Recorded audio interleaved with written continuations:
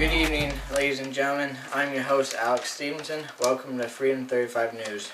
Today we're meeting with Dr. Blake, a social scientist, to inform us a little on bullying. We also have a special surprise visit from the highest ranked Marine, Mr. Jarvis. Stay tuned. Welcome back, people. This is a real Dr. Blake. So tell us, what really is bullying? Thank you, Alex. Bullying can be many different things.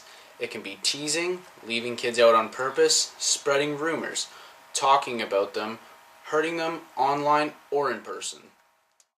Now, how does that make the victim feel? When someone is getting bullied, they can feel like a totally different person, powerless, unpopular, and alone.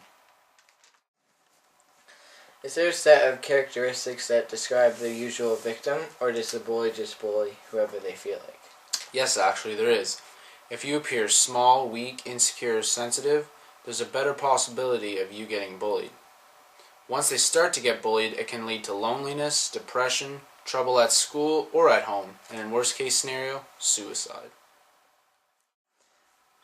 That's terrible. Now, what would drive anyone to do that? Well, bullies can feel tough, strong, and in control. They could also just not like the victim. It could be fun for them or amusing, and they might think that it would make them cool or popular. These bullies may bully because of social issues, institutional issues, family issues, or even due to the fact that that's how they were raised. The last question of the day. Sorry folks, we're running out of time. But where does bullying tend to happen? Most oftenly, it happens at school. But if not at school, on after hours times, it could happen at a park or a hangout spot.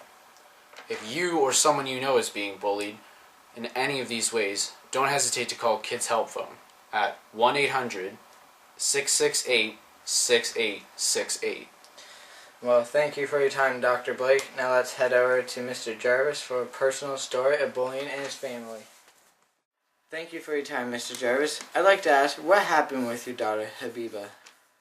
Well, you see, I joined the Marines in '03, and I sent my lovely daughter Habiba to a military base. She started grade 6 and had a crush on a boy. He would call her ugly and would consistently swear at her. One day, he even said, "You're lucky you're not a guy or I would slap you." Eventually, everyone started to tag along. I called the school, I did everything, but it wouldn't stop. She would come home every day depressed and alone and would just lay in her room all day. That's when I knew I had to move. For a couple of weeks, she started to get cyberbullied, so I took her laptop away for a month or so, and it was gold, no bullying. Habiba is a very happy girl now. Wow, that's a very touching story. I'm glad it turned out well. Well, thank you for your time, and continue to keep Canada safe.